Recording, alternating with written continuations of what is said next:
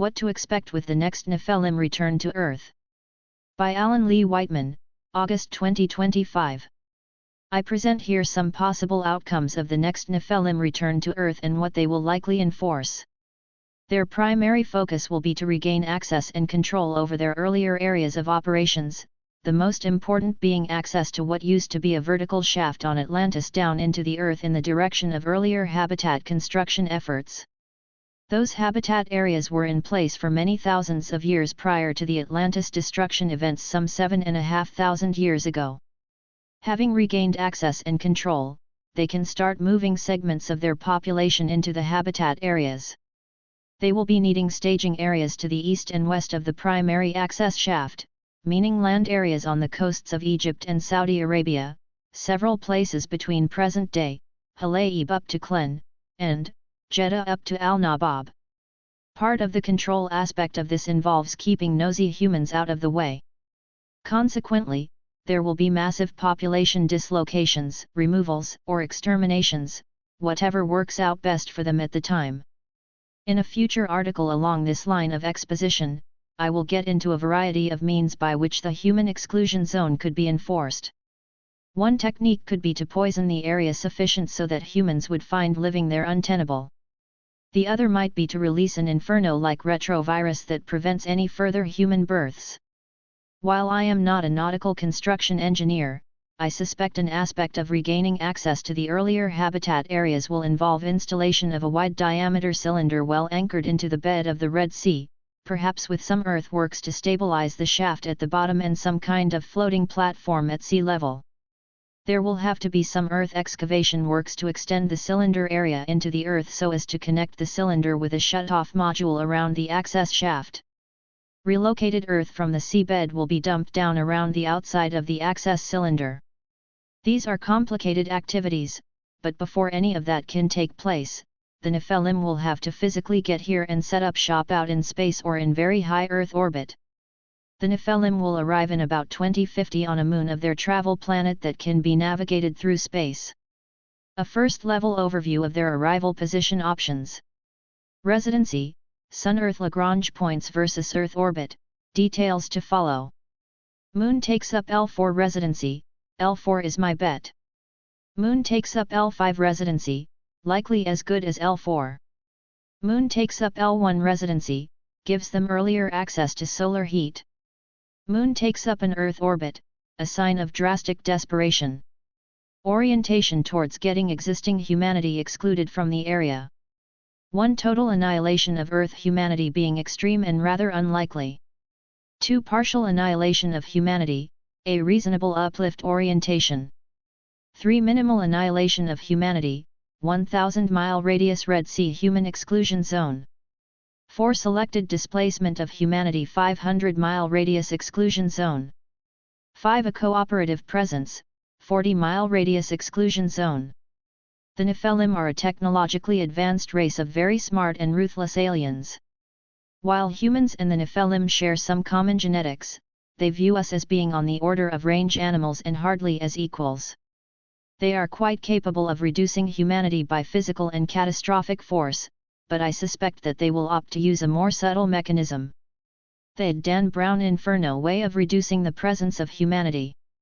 Read Dan Brown's 2013 book of Inferno or see the Ron Howard adaptation of the book into a 2016 film of the same name.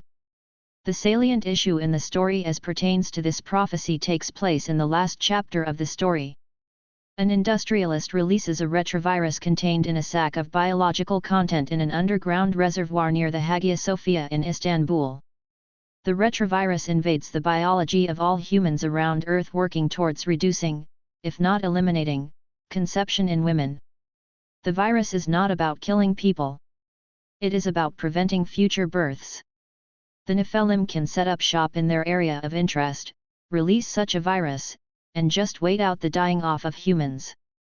This could be done remotely from their space presence or at any of the L4-like positionings. More about their travel moon. The alien Nephilim will next return to Earth residency riding on a moon of their travel planet. This is something new for them since 2010. Thinking of their moon as a spaceship is a bit of a stretch of the imagination, but not too far off in reality. Their moon has a minimal atmosphere, but if it helps you in picturing and understanding the situation, then think of something like an enclosed Death Star, though this is a gross exaggeration.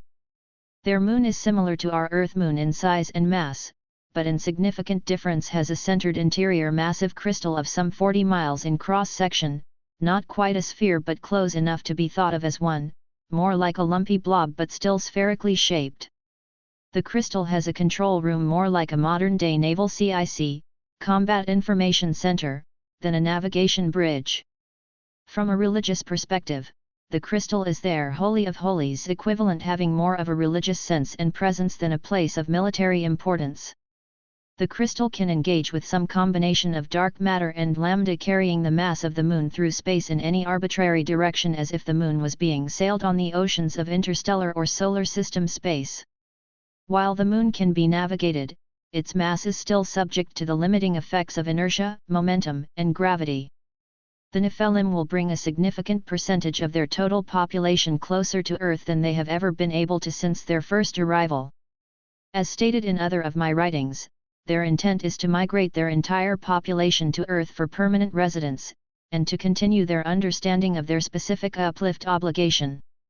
This entails their resumed harvesting of human emotion for export and sale into the local galactic commerce of alien species.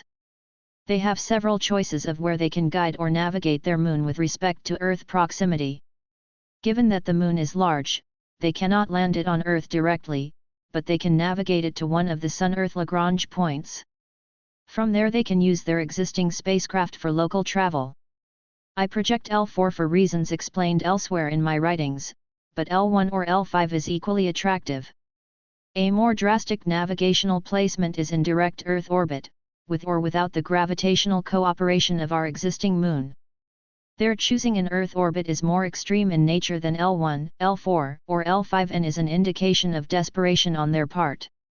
An Earth orbit could entail ejecting of our current moon out of Earth orbit into a complicated Sun orbit, which might entail recollision issues with Earth in the future.